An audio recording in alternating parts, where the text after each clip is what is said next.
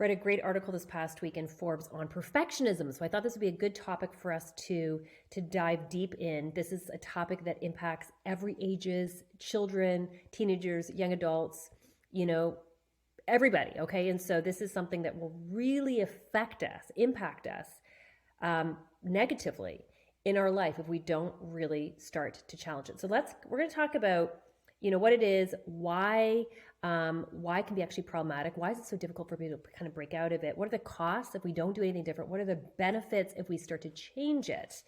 And what kind of really is the root? So lots to unpack and talk about in this topic. So perfectionism really, it's a mindset. That's really, if we're going to boil it down, it's a mindset. It's the person that thinks to themselves, I need to be perfect, or this project needs to be perfect. It has to be perfect. There is no room for error. There's no room for mistake.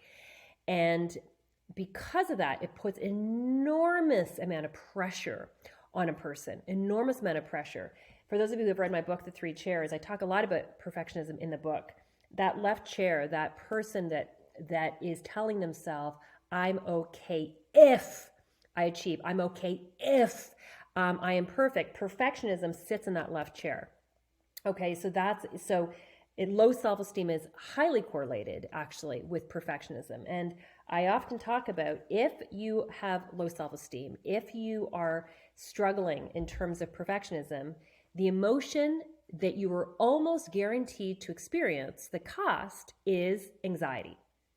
Because when a person is thinking, I need to be perfect, that's an impossible goal. So then what happens is the person has this unbelievable amount of anxiety because they know that they actually cannot reach it. And so that is a massive cost to anybody who is adopting, and it's an adoption of that mindset in terms of I need to be perfect.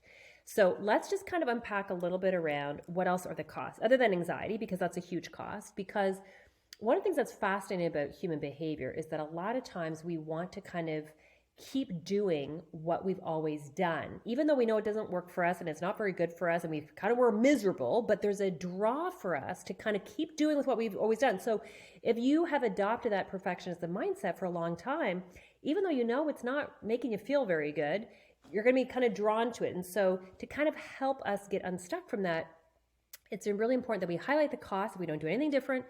And we also highlight the benefits if we actually are willing to do something a little bit different. So what's the cost? The cost of perfectionism. And just ask yourself, does it sound like you? Or does it sound like somebody that you know that has adopted that perfectionism mindset? So here are some of the costs. And I talk about it in the book.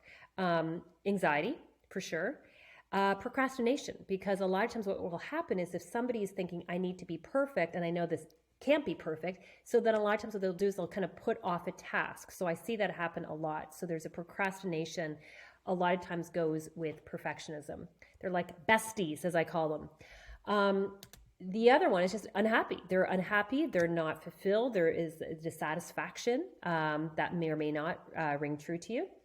The other one that is really important is it highly impacts their relationships with their spouse, with their children, with their coworkers, with their clients, because what often happens, not always, what often happens is if I have adopted that perfectionistic mindset and I'm telling myself I have to be perfect, or I'm okay if I am perfect, a lot of times I will then put that same expectation onto my relationships, onto my spouse or my children or my clients, my friends. And so they're okay if they're perfect. Well, nobody is perfect. So then what happens is we're constantly disappointed. The expectations are constantly not met. No one can ever meet that standard. And so relationships, friendships are often really dissatisfying and frustrating. And so it has a massive negative consequence if we now, not only we're applying that perfectionism mindset to ourselves, but now we're actually putting it on to other people. So it just doesn't work. And the reality is perfectionism is not realistic. And so what would be the benefits if we actually were to let go of it? The benefit is, and we've talked about this in some of the other videos, is you can't just erase a thought, you have to replace a thought. So you can't just kind of erase, say, I'm going to stop being a perfect. You have to replace it with, and the replacement is replacing perfectionism with excellence. I'm going to strive for excellence. I can control striving for excellence. I cannot control the output, but I can control my input. And so if we put our focus on that and we strive for excellence, then we're going to feel a lot of times a lot more empowered, a lot more hopeful. We're focusing on what we can control. We can't control the outcome, but we can control the input. And what we'll often find is we'll have a lot more, often a sense of calm. What's the opposite of anxiety? The opposite for a lot of people, it's like they feel more peaceful. They feel more calm. They feel more content. That is what is on the other side when we actually start to adopt the mindset of excellence, not perfectionism. And one thing that often comes up with a lot of my clients when I chat with them about is that for a lot of them, that perfectionist mindset has in some ways served them to a certain point because it's driven them, and they really believe that they have achieved all of these things because of their perfectionism. And I challenge them on that, and I'll say, you know what? It's not your perfectionism that has served you. It's your drive that has served you. And if you can apply the same drive with the mindset of excellence, that is going to allow you still to achieve great things that you want to achieve without the anxiety. And that's what they have to look forward to. And so how do we do it? What's the takeaway? What's the solution? Is write it out. I'm striving for excellence. I'm going to let go of perfectionism. It's no longer serving me. And I'm going to choose to strive for excellence. I'm going to give it everything I've got, whatever that thing is, whether it's marriage or school or career or whatever your goal is.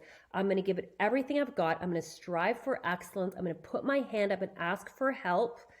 I'm going to surround myself with mentors that can help me. And then I'm going to accept whatever my best is. And in that acceptance, that's where you are going to find peace.